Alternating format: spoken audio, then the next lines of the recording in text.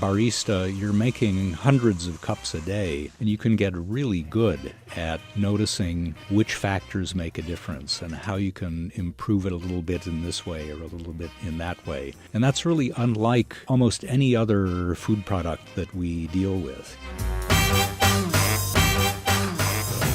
So the cupping is the beginning, it's the start. Cupping has been around as a tradition for roasters to figure out the price that they might want to charge for a coffee. And we as coffee professionals use it as more of a means for figuring out how we want to brew that coffee in a follow-up brew method. What this allows us to do is take as many of those variables out of the process of coffee brewing as we can, so that we're just tasting the variables that are presented by the coffee itself. So step number one, we're going to smell the coffee dry. We're getting to know Colombia La Golondrina, roasted by Counterculture Coffee. And the reason why we have several samples is because perhaps one of these has some type of defect, and so it doesn't ruin the whole cupping. I'm smelling a lot of like molasses and some cherry, specifically like more of a dried cherry. Step number two, get our hot water kettle and blast these babies.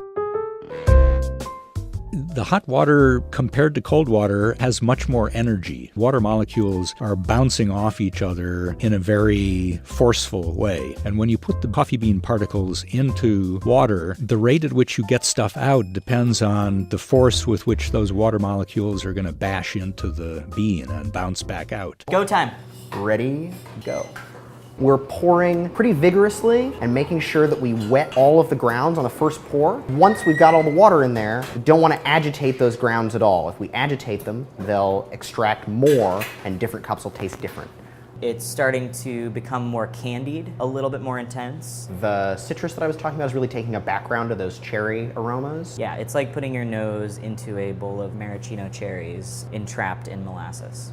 Yeah, I feel like that's a pretty good that's a good analogy. The next stage is what we call the break. There are a bunch of aromatic gases trapped under that crust. So the next thing we'll do at about 4 minutes is we'll break the crust with the back of our spoons and get our noses right up there to capture those aromatic gases as they're being released from under the crust. And now we're just gonna skim the top of the sample so that we get all the dust and fines that are floating on the top. And then you're gonna taste it exactly the way your mother always told you not to drink soup, which is to say we're gonna slurp it as loudly as possible. The reason that you slurp, you're aerating the coffee, which opens up some of the flavor compounds that are in there. You are spraying it all across your mouth. You're turning some of that liquid into a vapor so that you can smell much more accurately while you're tasting. And we spit it out so we don't get too over-caffeinated. True story. Basically, the things that come out early are small molecules and very water-soluble molecules, so acids. The things that come out very late do tend to be bitter and do tend to be astringent. So we're tasting for 4 different qualities of the coffee at this point. Acidity, which we think of as anything that you could think of as a fruit flavor. Flavor, anything essentially that you're tasting that isn't acidity. Body, how the coffee sits on your tongue and in your mouth and how it feels. Is it dusty? Is it silky? Is it pillowy? Is it heavy? So the last thing, appropriately enough, is the aftertaste. What goes on in your mouth sort of right now while we're talking. So once we know what the coffee should taste like, we'll then go to a brew method and we'll have a base recipe that we start all of our coffees from. From there, knowing what this coffee should taste like, we'll be able to tweak variables one by one until we arrive at our ideal expression of the flavor and balance and texture of this coffee.